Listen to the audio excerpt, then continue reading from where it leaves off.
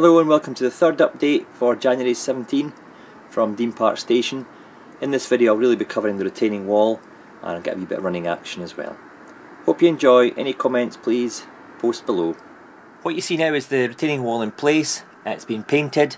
First of all, what I did with the bare plasticard surface was I primed it with some Humbrol grey acrylic, which was fast drying, and then the next day I took the airbrush with Humbrol 70 and I gave it a good coat of that. Then after that dried for 2 or 3 days, just to let it harden up, I took the Humbrol Stone 121, I think it was, thinned it down with some enamel thinners to give it almost a wash. I coated the entire wall in that, let it sit for 5 minutes, and what that does, it just goes into the brick course, the mortar, and then I wiped it off with a kitchen towel on each panel. What I did to make sure I didn't make a mess of it and panels dried too quickly, I did it panel at a time. So then I wiped off the excess mortar colour, and that stayed in the actual recesses whilst being wiped across the top of the brick, so it didn't look too creamy. There's variations in that, as there would be in real life, with different mortar being used on different days when the wall was getting built. So, and also some of the mortar will weather depending on the environment round about it. After that was dry, again I let that dry for a good day, day and a half. I then dry brushed with quite a wide brush, actually, I think it was a number 18 brush. I dry brushed some Humbrol 70 Rail Match light brick and Precision Paints light brick onto bits of the wall, and when I zoom in and take it closer in, you'll see the variation in the brick. The brick's not a uniform colour. Again, different batches were fired on different days, then brought into the site, put up on different, put onto the wall on different days, different weeks. There will be a variation, coupled with the fact that some brick will weather quicker than others depending on the makeup of the brick.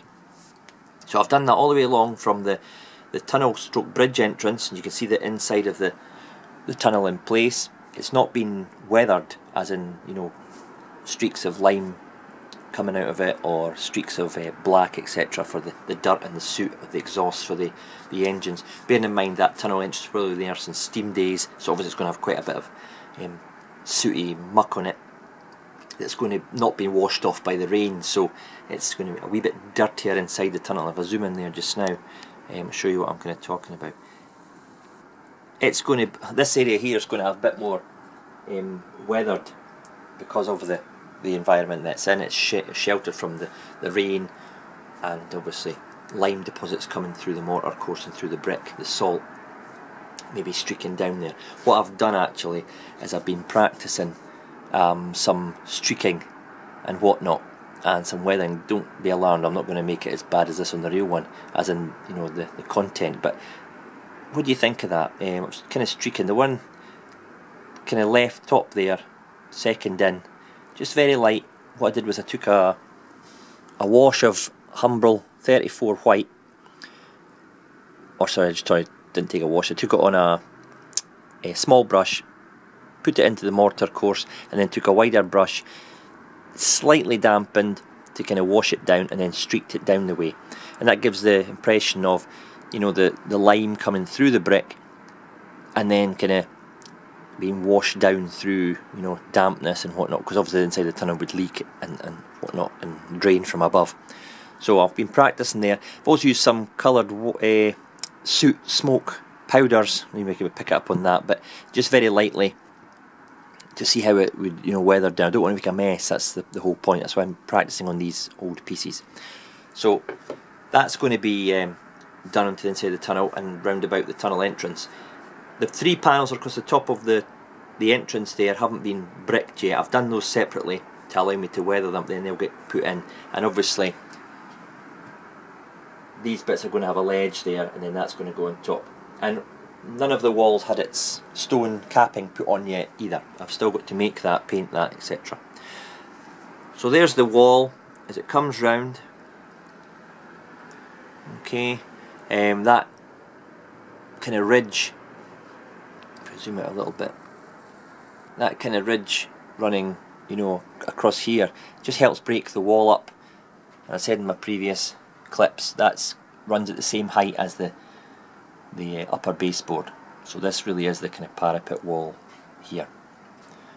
Okay, and if I just look at there, you can see the slightly different colours of brick there. Very subtle. I don't want to go too ridiculous. I've not got the confidence to do that yet. I see some great layouts in the magazines and online of real streaking and real dirty walls. I wish I had the confidence to do that. I'll keep practicing, and even if this is in place and I decide at a later date that I want to, you know, really mucky it up, I can always pull it out and go away and do that. So it's not a case of when it's fixed it's gone and that's it, I'm not getting it out again. I can do a bit more. I'm going to maybe dirty up the bottom section, the kind of plinth along the bottom, a bit more dirty weathering powders just to subtly blend it into the ground below. But that'll all be gravel, muck, undergrowth, weeds, bushes that'll be growing up the parts of the wall anyway. So it'll not be as stark and as clean and as, you know, clean cut as that. And obviously when the mass and whatnot are back in place, it gives a bit of variation to the eye as well. You'll see there next to the pillar there, a bit more white where the mortar is. Again, it's maybe a lime coming down there. Okay, lime deposits streaking down the corners. I might get a wee bit of streaking going on there. Okay, and then maybe little patches of darker brick on the pillar there round about the top parapet wall. And I've still got to do a bit more weathering or bit work on the bridge entrance. Okay, but the inside of the bridge stroke tunnel is all been done with brickwork and just basically needs weathered. Okay, hope you can see where I'm going with this. It's taken a long time. I've been working on this for 2 months, along with the making of the former for the curve, the learning how to use plasticard on a curve, and then obviously building up the pillars, which are solid plasticard, 2 layers of 2mm glued together.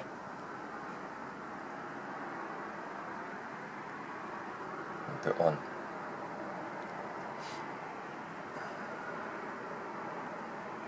Let me know what you think. I'm mildly chuffed what I've managed to achieve. First major project in plasticard. So, you know, so long I can't even get it all in shot. Well, my next task really is to turn my attention to the other side, which is in here. I've got the brick entrance for that tunnel as well all done.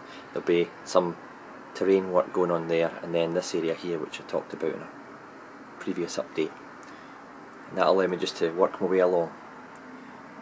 Okay, progress is slow because of the, you know, the planning and the fabricating the walls and stuff. It takes time. So bear with me, we'll get there. And really by the end of the winter my hope is that the brickwork, the terrain work is done, and you know, I'm working my way along towards this bit. Certainly this is my focus for this winter, this end of the layout. So I know some people have said, what about the TMD? That's really a future winter's project, maybe next winter, autumn, winter. I'll really get stuck in about that. But this is the most challenging end of the layout because of the tracks, the angles, the curves, the space.